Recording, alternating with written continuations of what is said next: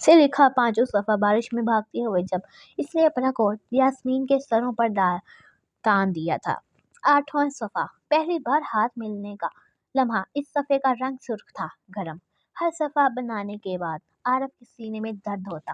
पहली हल्की सी चुभन थी, मगर तेज दर्द, और अब ये एक गहरा धड़कता हुआ दर्द था जो घंटों रहता।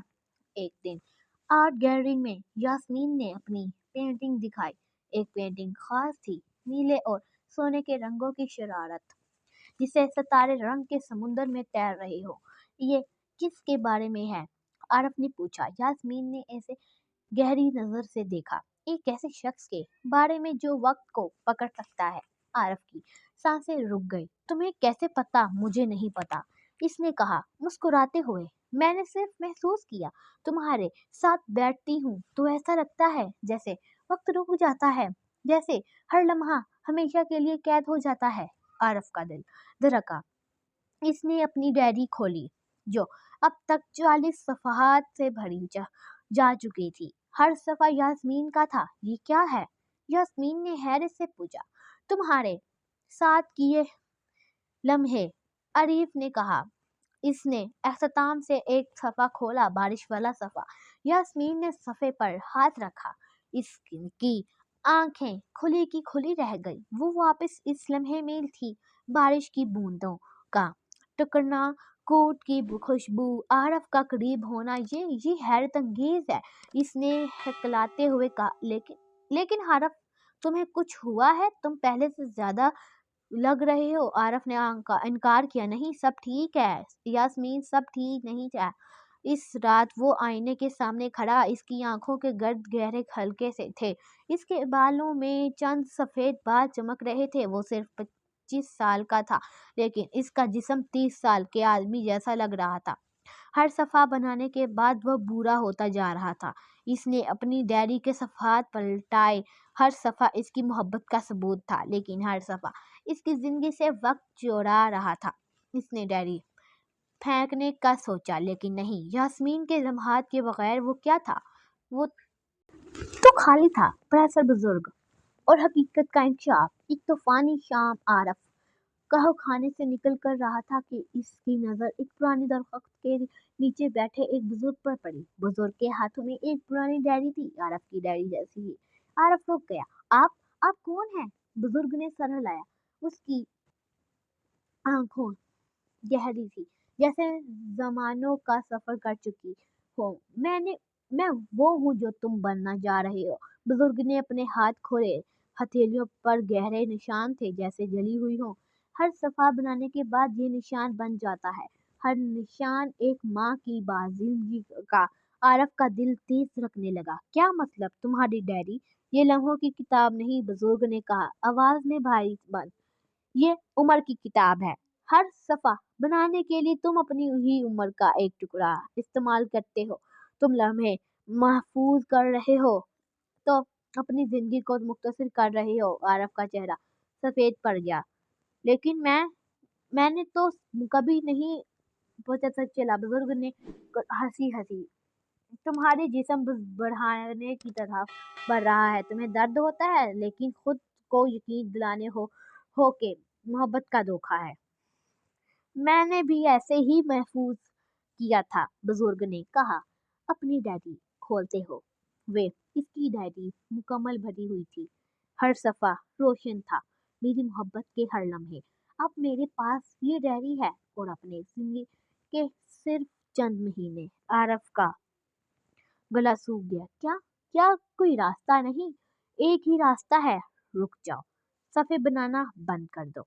लेकिन मैं यास्मीन के लम्हात क्यों छोड़ दूं? क्योंकि तुम इसके साथ मज़ीद लम्हात गुजारना चाहते हो ना? बुजुर्ग ने सीधा देखा। हर सफ़ा बनाने के बाद मतलब ये है कि तुम इसके साथ गुजारने वाला एक हकीकी लम्हा खो रहे हो। तुम क्या चाहते हो? महफूज, शायद यादों के ठहर या हकीकत जिंदगी? आरफ ने कोई जवाब ना दिया। इसका दिल टूट रहा था। बुजुर्ग ने उठते हुए कहा, मेरा नाम जमान है। अब मैं सिर्फ एक साया हूँ। मेरी गलती मत दोहराना। और वो चला गया, बारिश में तहलील होता हुआ। عارف نے یاسمین سے ملنا کم کر دیا۔ ہر ملاقات میں وہ ایک نیا صفحہ بنانے کی شدید خواہش محسوس کرتا، لیکن پھر بزرگ کے الفاظ اس کے کانوں میں گونجتے لگتے۔ یاسمین نے محسوس کیا کہ کچھ غلط ہے۔ عارف، تم مجھ سے دور ہو رہے ہو۔ میں نے کچھ غلط کیا نہیں، اس نے جواب دیا۔ بس مصروف ہوں، لیکن جھوٹ چھپ نہ سکا۔ ایک دن یاسمین نے اسے قہقہ خانے میں اکیلا بیٹھے دیکھا، اپنی ڈائری کو غور رہا تھا۔ اس نے چپکے سے قریب آ کر دیکھا اور اپنے ہی لمحات اور ڈائری کے صفحات پر زندہ دیکھا۔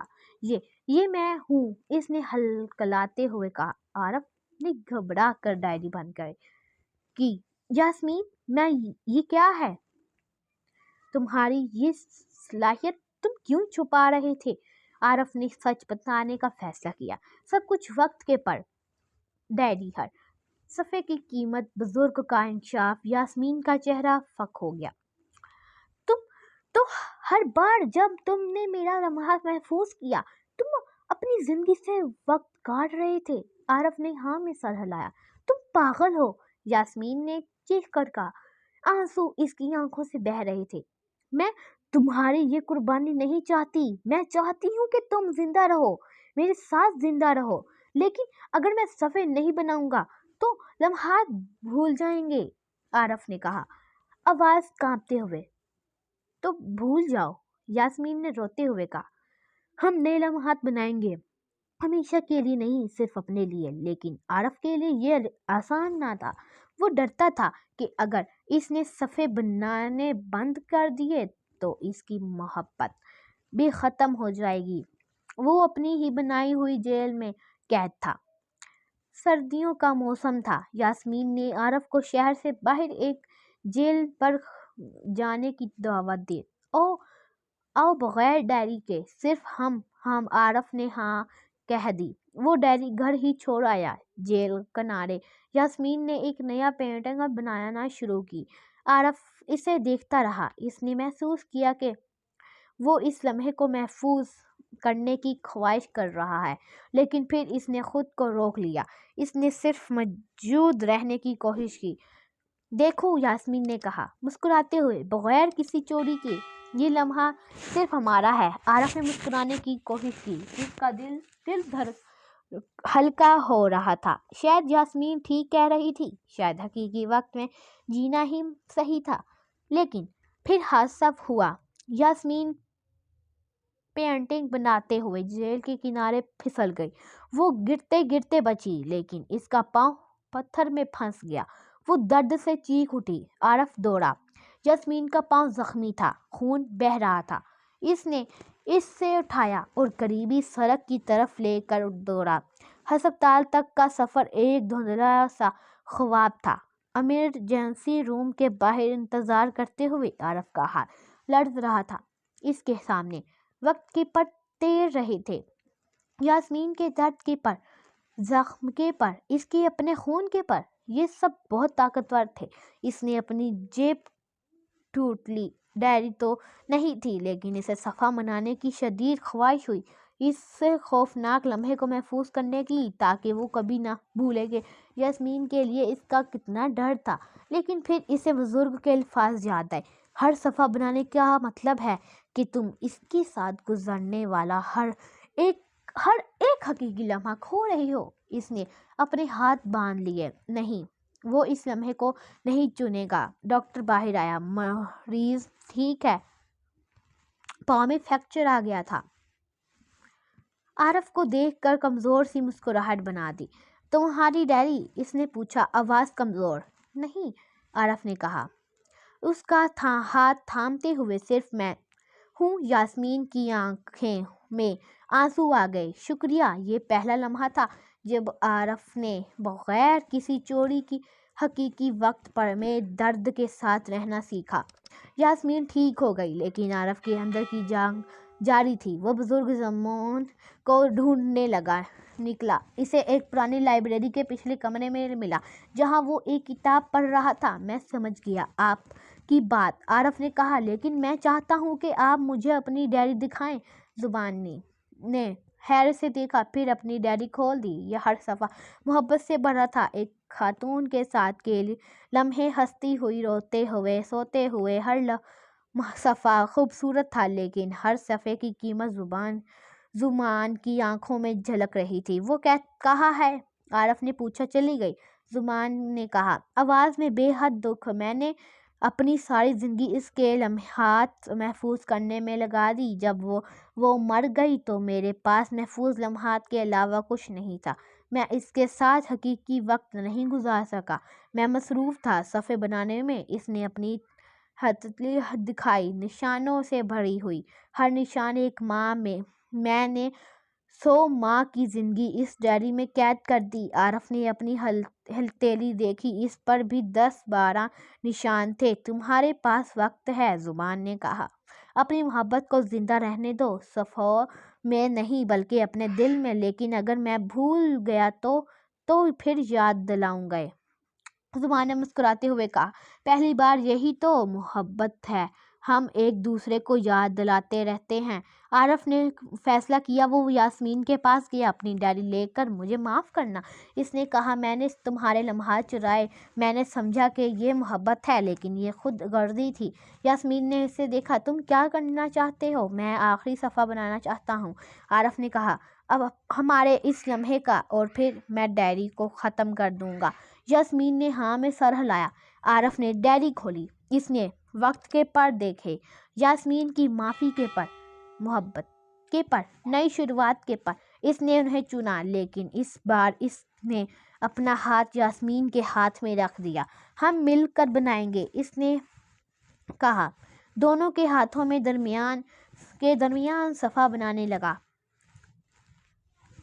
یہ پہلا صفحہ تھا جو مشترکین تھا، اس کا رنگ دونوں کے رنگوں کا مرکب تھا، عارف کے سونے اور یاسمین کے نیلے کا۔ صفحہ تیار ہوا، لیکن اس بار سینے میں کوئی درد نہیں ہوا۔ یہ کیوں؟ عارف نے حیرت سے پوچھا۔ یاسمین نے مسکراتے ہوئے کہا، شدید کیونکہ جب محبت سچی ہو اور بانٹی جائے تو وہ عمر نہیں چراتی، وہ عمر دیتی ہے۔ عارف نے ڈائری بند کی۔ وہ دونوں شہر کے سب سے اونچے پہاڑ پر گئے، وہاں عارف نے ڈائری کھولی۔ ہر صفحہ تمہارا ہے، اس نے یاسمین سے کہا، تم فیصلہ کرو۔ یاسمین نے ہر صفحے کو دیکھا، ہر یاد، پھر اس نے کہا، انہیں چھوڑ دو۔ عارف نے ڈائری کے صفحات پلٹائے، ہر صفحہ ہوا میں اڑتا گیا، روشنی بن کر پھر غائب ہو گیا۔ وقت کے پر آزاد ہو گئے، وہ اپنے اصل راستے پر لوٹ گئے۔ آخری صفحہ، وہ مشترکین صفحہ باقی رہا۔ یاسمین نے اسے اپنے پاس رکھ لیا، صرف ایک ہمارے نئے شروع ہونے کا ثبوت۔ عارف نے اپنے ہاتھ دیکھے، نشان مٹنے لگے تھے، اس کا جسم ہلکا ہو رہا تھا۔